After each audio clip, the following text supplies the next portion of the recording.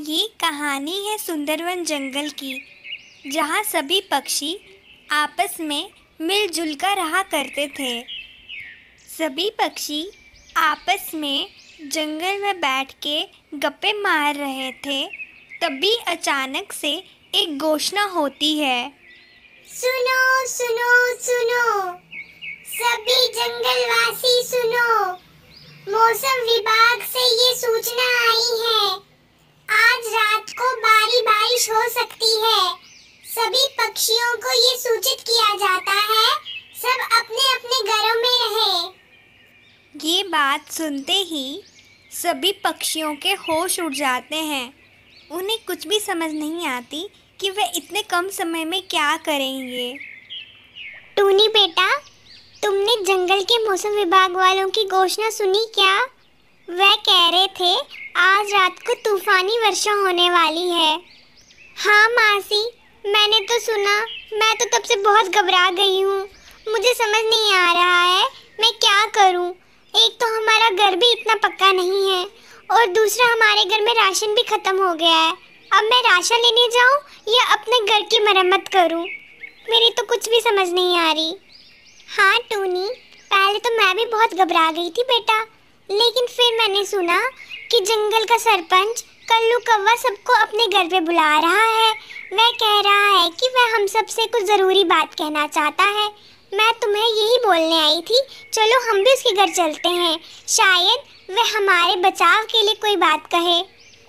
ये कहते ही टूनी और कव्यानी भी सरपंच कल्लू कौवे के घर की ओर निकल पड़ते हैं। मेरे प्यारे सुंदरवन वासियों, आप सबने तो मौसम विभाग की सूचना सुन ही ली होगी। इस जंगल का पंच होने के नाते मैंने यहाँ आप सबको इसलिए बुलाया है ताकि मैं आप सबको एक सुरक्षित स्थान प्रदान कर सकूं।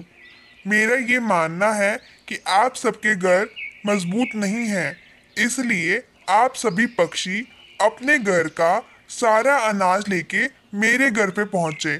जैसा कि आप सबको पता है, मेरा घर काफ़ी मजबूत है और सब पक्षी वहाँ पे मिलजुल कर रह सकते हैं।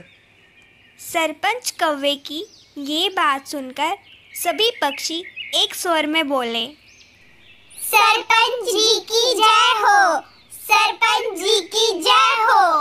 सरपंच कल्लू की ये बात सुनकर सभी पक्षियों की जान में जान आ गई।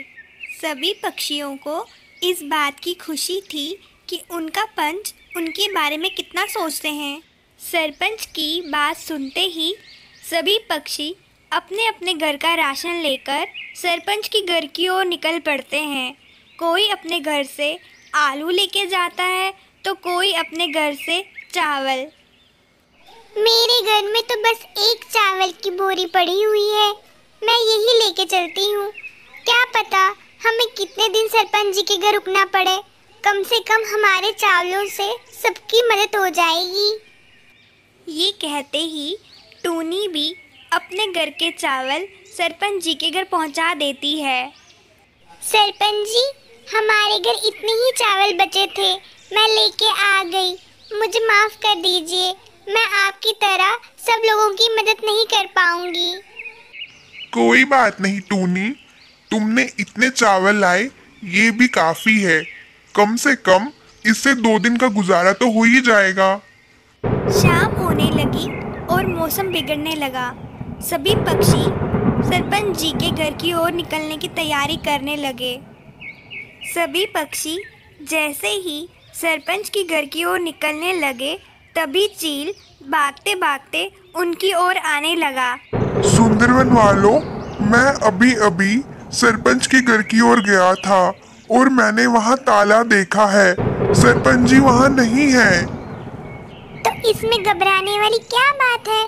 क्या पता सरपंच जी हमारे लिए कुछ लेने के लिए गए हो। उन्हें हमारी कितनी फिक्र है, वे बेचारे हमारे बारे में इतना सोच रहे हैं। जिस बात का चील को डर था वही हुआ। सभी पक्षी जब सरपंच के घर पहुँचे तो उन्होंने वहाँ ताला देखा। पहले तो वे घबराए नहीं, उन्हें लगा सरपंच जी कहीं बाहर गए होंगे, लेकिन जब उन्होंने कई घंटों तक उनकी प्रतीक्षा की और बहुत तूफानी वर्षा भी होने लगी, वह फिर भी नहीं आए। तब उनका शक यकीन में बदल गया। सुंदरवन वालों, मैंने आपसे कहा था ना, सरपंच जी ने हमें धोखा दिया है। वह हम सबके घरों का राशन लेके फरार हो गए हैं। मैं आपको पहले ही आगाह कर रहा था, लेकिन तब आपको मेरी बात का यकीन नहीं हो रहा था। अब हम इस बारिश में क्या करेंगे? चील की ये बात सुनते ही सभी पक्षियों को अपनी गलती का एहसास हो गया, लेकिन उनके बीच में हड़कंप मच गया कि वह इतनी तूफानी बारिश में अब कहाँ रहेंगे और क्या खाएंगे। तभी टूनी को एक आइडिया सूझता है। सुंदरवन वालों, अब घबराने का कोई फायदा नहीं है। हम सबको हिम्मत से काम लेनी पड़ेगी। मेरा एक फलों का बगीचा है। अगर आप सब चाहे तो उन फलों के बीच में अपना घोंसला बना सकते हैं और हम वह फल खा के गुजारा कर सकते हैं। सभी पक्षियों को टूनी का ये आइडिया बहुत पसंद आता है और वह सब टूनी की बाग की ओर निकल पड़ते हैं। सभी पक्षी जल्दी से अपने अपने फलों का घर तैयार कर लेते हैं और तूफानी बारिश में रह पाते हैं।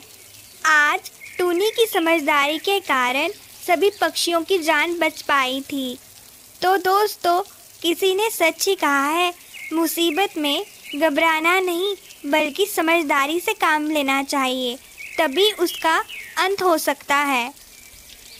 ये कहानी है सुंदरवन जंगल की, जहाँ टूनी और कल्लू कौवा मिलके रहा करते थे। इन दोनों की शादी को अभी कुछ ही महीने हुए थे। कल्लू दिन भर जंगल में काम की तलाश में जाता और टूनी घर के सारे काम करती। इस प्रकार ये दोनों हंसी खुशी रह रहे थे। टूनी जी, लगता है पिछले जन्म में मैंने जरूर कोई अच्छे काम किए हैं, तभी तो इस जन्म में मुझे आप जैसी पत्नी प्राप्त हुई है जो मेरा इतना ख्याल रखती है। नहीं नहीं कल्लू जी, भाग्यवान तो मैं हूँ जो मुझे आप जैसा पति प्राप्त हुआ है। आप मेरा कितना ख्याल रखते हैं। आप मुझे किसी भी चीज़ की कमी नहीं होने देते। टूनी और कल्लू ने खूब मेहनत की और कुछ ही महीनों में उन्होंने बहुत ही सुंदर घर खरीद लिया। बधाई हो टूनी, बधाई हो। तुमने तो पूरे जंगल में नाम रोशन कर लिया, इतनी जल्दी इतना अच्छा घर खरीद के।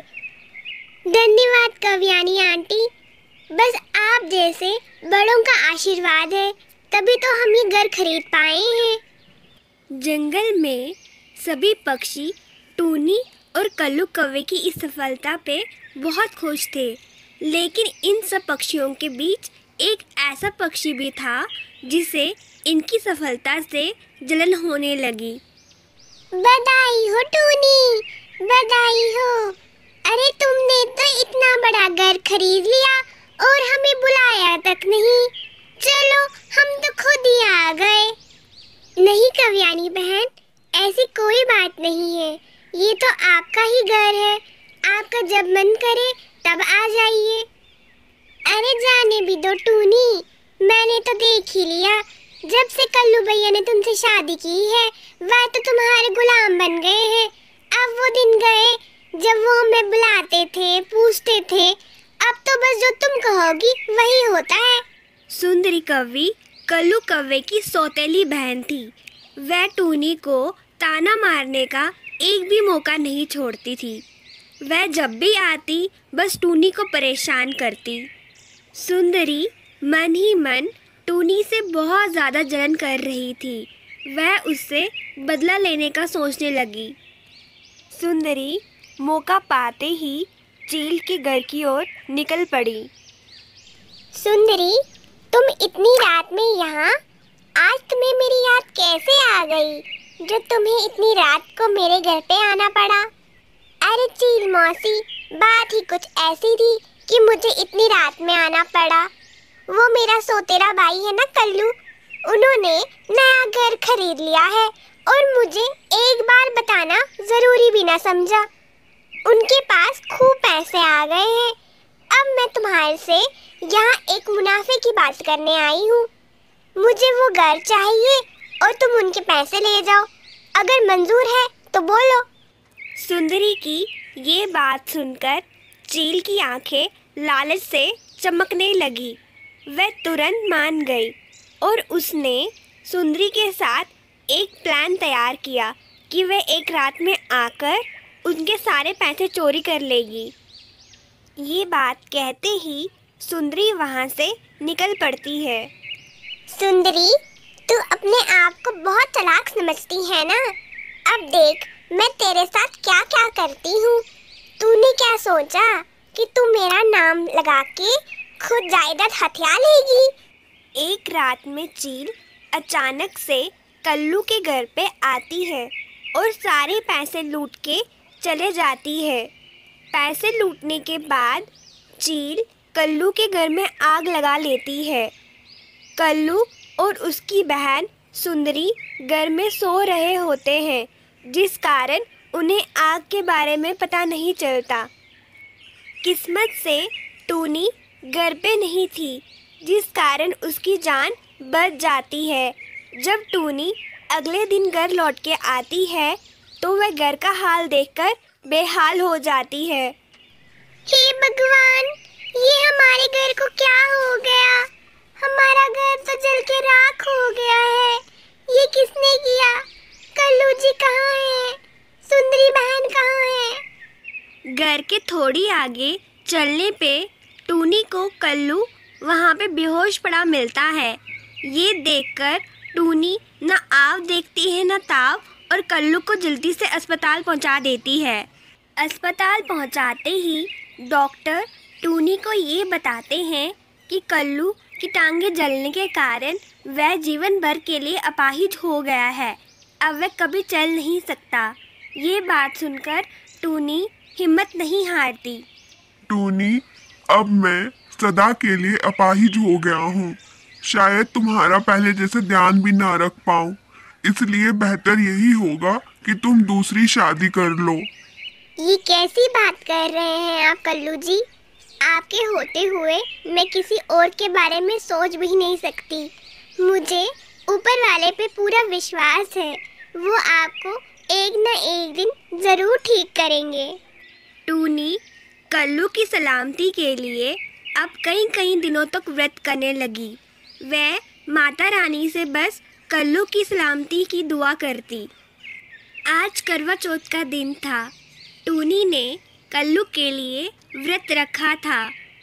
वह अभी कल्लू की पूजा कर ही रही थी, तभी अचानक से कल्लू जोर से चिल्ला पड़ा।